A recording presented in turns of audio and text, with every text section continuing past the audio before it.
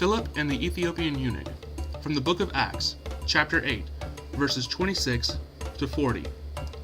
Then an angel of the Lord said to Philip, "Go up and go toward the south, to the road that goes down from Jerusalem to Gaza. This is a wilderness road."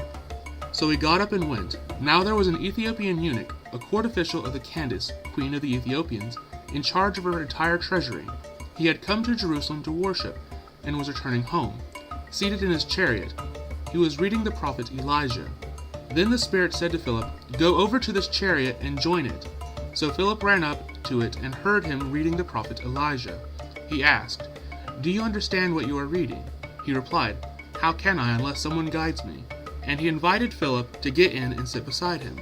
Now the passage of the scripture that he was reading was this: "Like a sheep he was led to the slaughter, and like a lamb silent before its shearer, so he does not open his mouth. In his humiliation justice was denied him. Who can describe his generation? For his life is taken away from the earth."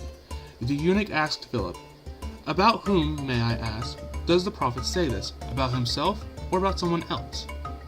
Then Philip began to speak, and starting with this scripture, he proclaimed to him the good news about Jesus.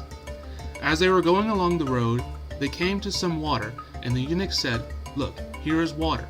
What is to prevent me from being baptized?" He commanded the chariot to stop, and both of them, Philip and the eunuch, went down to the water, and Philip baptized him. When they came up out of the water, the Spirit of the Lord snatched Philip away. The eunuch saw him no more, and went on his way rejoicing. But Philip found himself in Azotus, and as he was passing through the region, he proclaimed the good news to all the towns until he came to Caesarea.